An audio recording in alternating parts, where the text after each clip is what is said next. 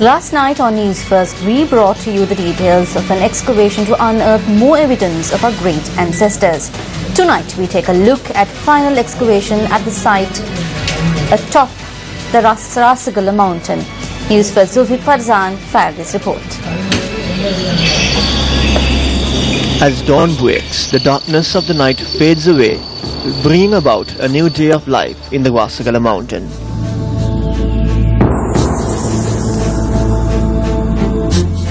When the rays of the sun touched the Rasagala cave, the Newsfirst team that spent the night at the site geared up for yet another rare experience. The team of archaeologists, including Professor Raj Somadeva, recommenced their excavation at the Rasagala cave after a restless night. This new day will be the last day in which an excavation will take place at the Rasagala cave to unearth evidence of the Balangoda man and prehistoric life. It was when the sunlight broke through the branches of the mighty forest that we got our first proper glimpse of the Rasagala cave and saw how it was naturally designed for humans to live in.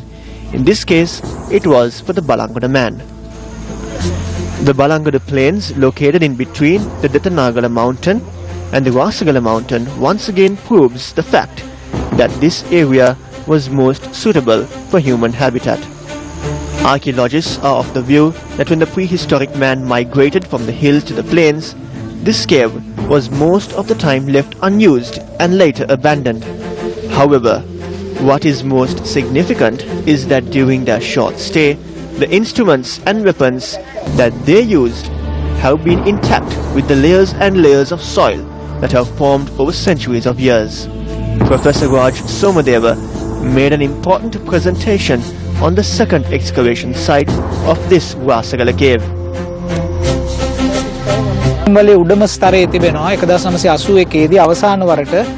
In 1981, this top layer was leveled for the last time. An abode was built there. There is another layer below the top layer. There are boulders underneath it. Those date back to the 1960s. When excavating a cave, archaeologists came across many discrepancies as a result of the uses of the cave for an abode. Fortunately, we were able to come across many prehistoric instruments under the layer of boulders put here in the 1960s. The layer, which can be considered as the one in which the prehistoric humans lived, is 70 centimeters below the ground level of the cave. During the excavation, the team had come across a number of rock instruments that were used by the prehistoric ancestor, the Homo sapiens. These sharp instruments with geometric shapes found in the excavation indicate that the prehistoric man was well aware of making shapes and molds. These pieces of clay found during the excavation had stunned the experts, as this proves the transition point of our ancestors from the hunter to the farmer. What is more indicative is that the clay pieces had different strokes of color, more evidence to prove the claims of transformation. These archaeologists excavated the site for a period of 1 week, and before bidding farewell, they took the measures to scale the cave and the surroundings.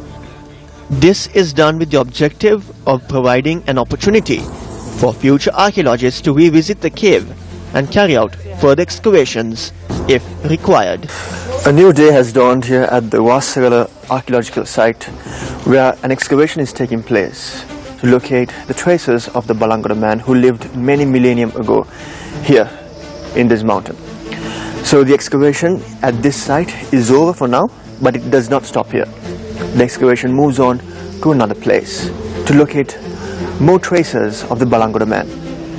Until next time, with my cameraman Varuna Sampat, I'm Zulfi Farzan for News First.